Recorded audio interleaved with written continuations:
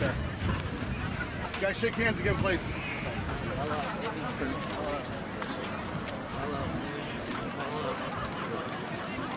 Erie has won the toss, so I'd like to see defer. Kicking away from the board, correct? Get your backs over there. You got to get your backs here. McDowell will receive. Now we'll receive the Okay, shake hands, see out here a little bit. Make sure you hold them on the sideline, Nash. Let's go!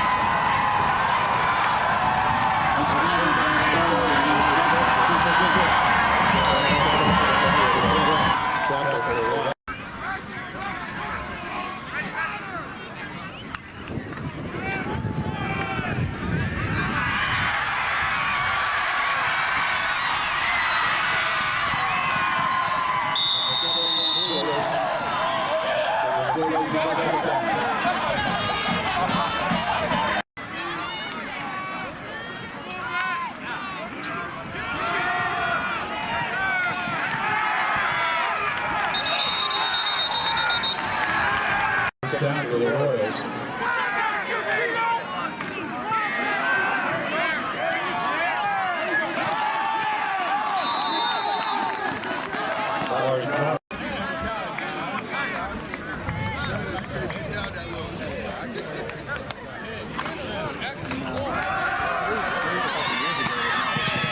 Please down. Here we go. Ball, please.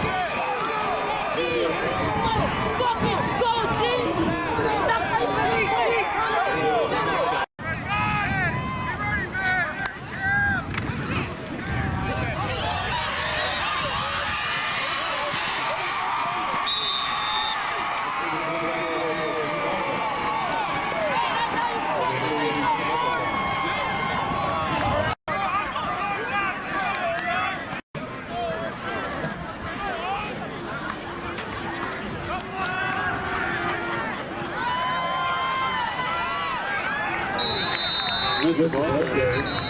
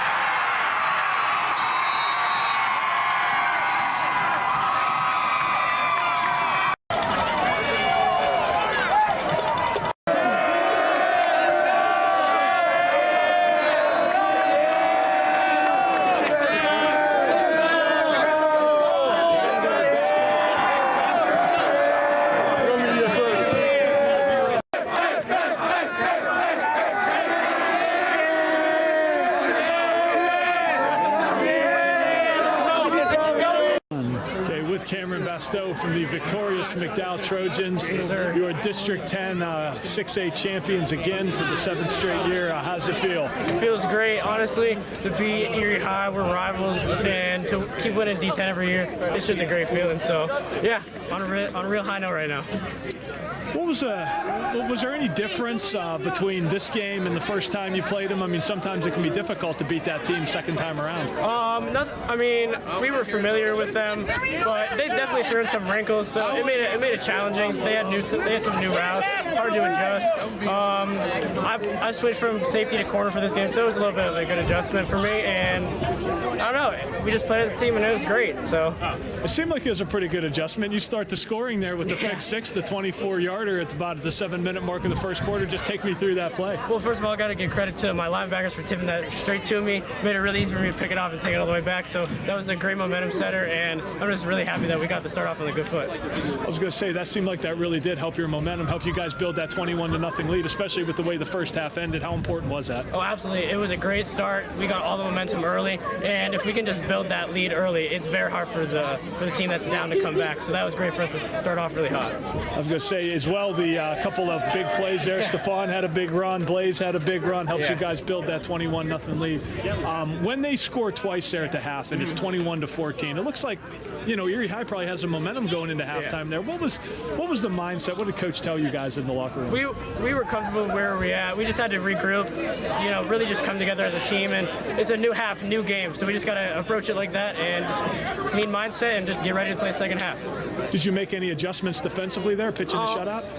We had creeped up a little bit with our corners. We had our safeties play over top to help with deep routes, and that really made a huge difference in defending their deep balls, because that's really where their big plays came from. I really thought like probably the stop down here along with the 12-yard punt they have, it really allowed, Blaze is able to connect with Damar there for the big pass. You guys get the touchdown. How exciting was it to kind of get that 2-touchdown cushion? It was great. It was great. When we know our defense gets stopped and our offense can just turn that into points, it's a huge relief that everything's clicking. And at that point, I don't think we can't be stopped. Talk about that play down here at the end. They're kind of driving a little bit there. They're faced with a 4th down in your territory. You come up with the big play again on 4th down. That had to be another exciting moment for you. First blitz I ever ran, so that was a great time to call it.